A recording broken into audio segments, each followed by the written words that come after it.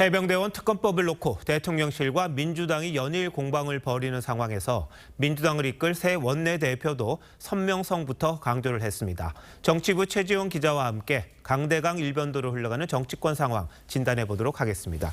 자, 최 기자, 양측이 평행선을 달리는 가장 큰 이유가 뭔가요? 네, 일단 이 대통령실도 그렇고요. 민주당도 마찬가지로 의혹에 대한 진상규명 자체가 필요하다는 데에는 동의를 하고 있습니다. 다만 그 방법에 있어서 차이가 큰데요.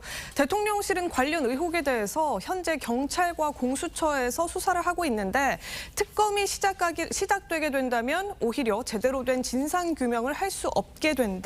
이런 입장입니다. 특검이 방해를 한다 이런 뜻인가요? 왜 그런 거죠? 네, 일단 특검이 시작되게 되더라도 이 준비 기일에만 모두 20일이 걸립니다. 이후에는 공수처가 수사 자료를 넘겨줘야 할 가능성이 높기 때문에 사실상 공수처 수사는 중단이 될 걸로 보이죠. 특검이 수사 자료를 원점에서 검토한 뒤에 다시 수사하게 되면 시간이 더 걸리게 된다는 겁니다.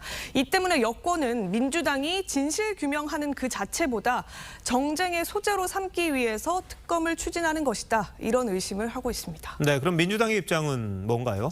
네, 민주당은 이 공수처 규모 자체가 지청 수준으로 작은 데다가 현재 내부의 인사 공백이 지속되고 있기 때문에 제대로 된 수사가 어렵다 이런 주장을 하고 있습니다.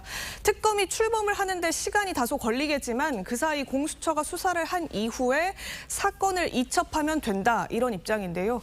대통령실이 특검을 거부하는 것은 윗선 개입에 대한 의심을 자초하는 거라는 게 민주당의 주장입니다.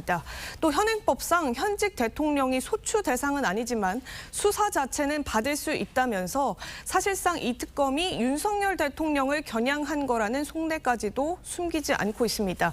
이를 고리로 윤 대통령 탄핵까지도 이어갈 수 있다는 구상을 내부적으로는 하고 있다. 이런 관측도 나옵니다. 특검 규모가 뭐 국정농단 사건과 비슷한 규모라 보니까 네. 야, 이렇게까지 세세하게 할까 싶기도 합니다만 한번 지켜봐야겠군요.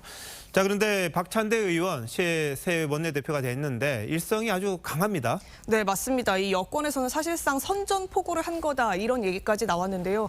이 박신임 원내대표는 해병대원 특검법과 김건희 특검법은 물론이고요. 조국 혁신당이 1호 법안으로 주장한 한동훈 특검법도 22대 국회에서 공조 발의할 수 있다 이런 입장입니다. 실제로 박 원내대표는 민주당 내부의 검찰 독재 정치탄압대책위원장을 맡아서 윤석열 대통령을 무려 8차례나 고발하는 데 앞장서기도 했었습니다. 오늘 일성으로 협치는 아름답지만 성과를 가져오는 쪽으로 역할을 하겠다 이러면서 사실상의 입법 독주를 시사하기도 했습니다. 자, 국회가 상당히 복잡해질 가능성이 있어 보이네요. 좀 다른 얘기긴 한데요. 이원석 검찰총장이 김건희 여사 명품 수수 논란과 관련해서 아주 신속한 수사를 지시를 했습니다. 정치권에서는 이런 지시를 어떻게 받아들이고 있습니까? 네, 물론 이 표면적으로는 신속한 수사 당연한 거다 이런 반응입니다. 하지만 내부적으로는 조금 시선이 엇갈리는데요. 야당이 김건희 여사 특검을 공언하고 있는 상황 속에서 검찰 수사로 털고 가는 것이 대통령의 정치적인 부담을 덜어줄 수 있는 데다가 검찰 조직에도 타격이 적을 거다 이런 해석이 하나 있고요. 반면에 만에 하나 검찰 수사에서 김 여사의 혐의가 드러나게 될 경우에는 일종의 검란처럼 비춰질 수 있다 이런 전망도 나오고 있습니다.